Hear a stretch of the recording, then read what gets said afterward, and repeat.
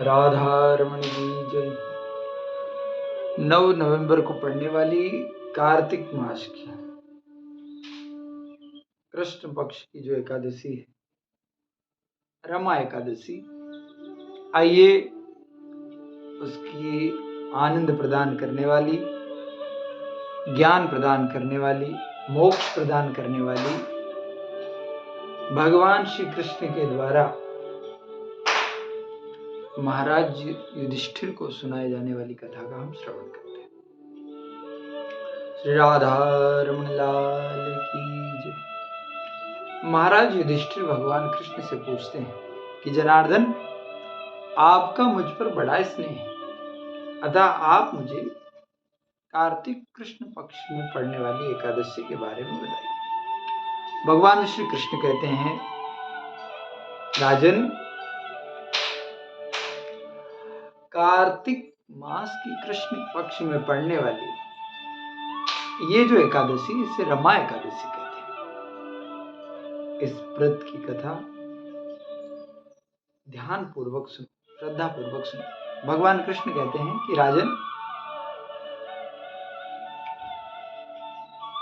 परम कल्याणमयी एकादशी रमा नाम से विख्यात है। रमा परम उत्तम, ये बड़े बड़े पापों को हरने वाली, सभी कष्टों को हरने वाली, ज्ञान को प्रदान करने वाली।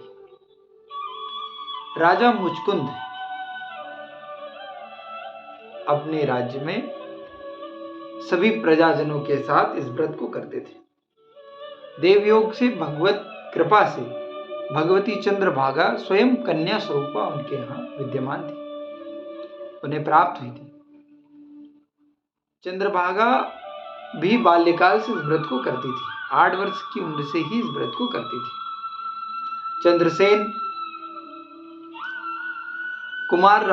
कुमार शोभन के साथ चंद्रभागा का विवाह संपन्न हुआ और दोनों बड़े सुखपूर्वक जीवन व्यतीत करने लगे। एक दिन देवयोग से अपने ससुर के यहाँ पर राजकुमार शोभन ठहरे हुए थे। उसी दिन रात्रि में नगर में ढिंढोरा पिटवाया गया कि कल एकादशी है, कोई भी अन्न ना खाए। राजकुमार शोभन ने जब ये बात सुनी तो उन्होंने अपनी धर्मपत्नी की ओर देखा। राजकुमारी चंद्रभागा ने कहा कि मेरे पिता के राज्य में तो सभी इस व्रत को करते हैं, पर राजकुमार ने कहा कि देवी, मैंने तो आज से पहले कोई व्रत नहीं रखा और मुझे अभ्यास नहीं है व्रत का। राजकुमारी चंद्रभागा ने कहा कि प्रभु, हे प्राणनाथ, हमारे राज्य में मनुष्य को तो छोड़िए, पशु भी, पक्ष भी, हाथी घोड़े भी इस व्रत को करते हैं, कोई भी उस दिन अन्न का सेवन नहीं करते। अगर आप उस दिन अन्न का भक्षण करोगे तो बड़ी निंदा होगी, जग हंसाई होगी। राजकुमार शोभन ने कहा, ठीक है, व्रत रख लेते हैं। व्रत रख लिया। दिन भर तो जैसे तैसे कटा। रात्रिकालीन जागरण में सभी लोगों के लिए तो वो रात्रि आनंद देने वाली थी, पर राजकुमार शोभन के लिए वो रात्रि बड़ी दुखदायी थी। राजकुमार शोभन ने भी उस रात्रि जागरण किया, पर रात्रि के अंतिम प्रहर तक राजकुमार के प्राणांत हो गए।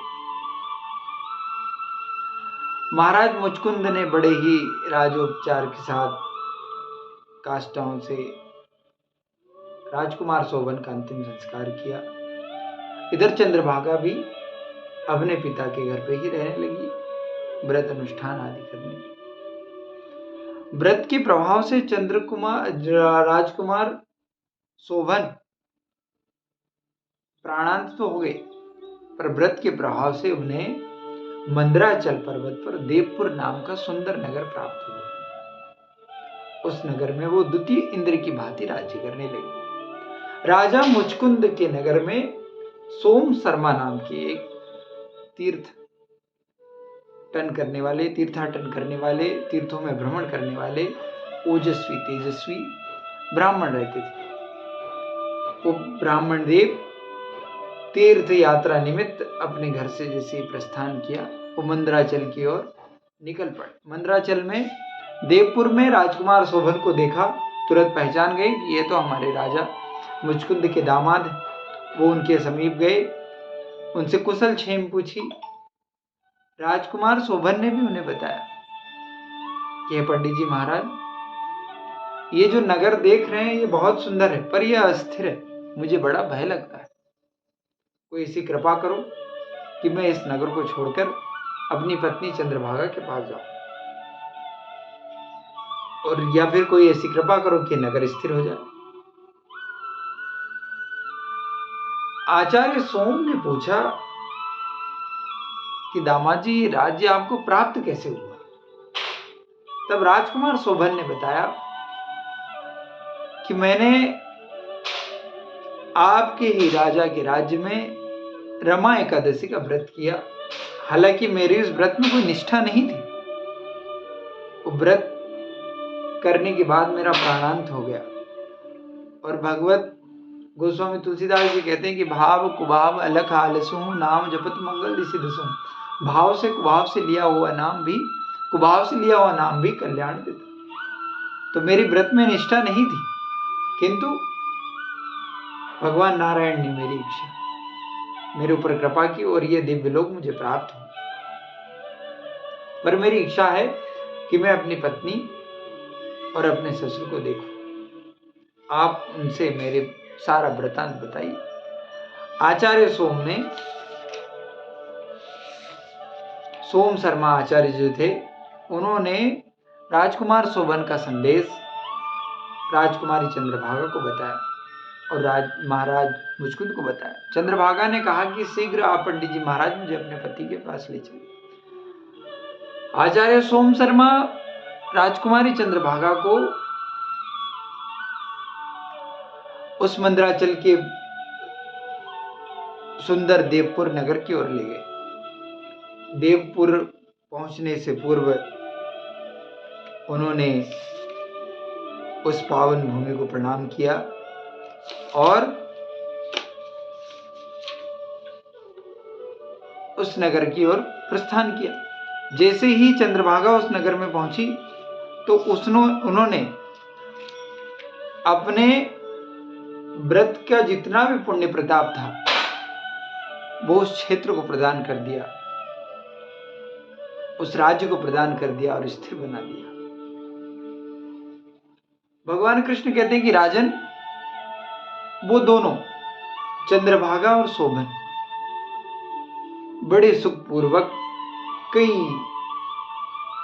वर्षों तक उस नगर में राज्य करते रहे, उस राज्य में राज्य करते रहे।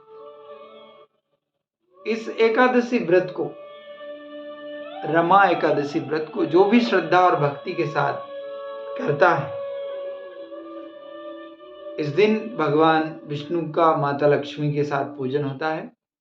और बड़े श्रद्धा के साथ इस व्रत को जो करता है, व्रत के दिन झूठ नहीं बोलना चाहिए, किसी की निंदा नहीं करनी चाहिए, असत्य भाषण नहीं करना चाहिए, दिन में शयन नहीं करना चाहिए।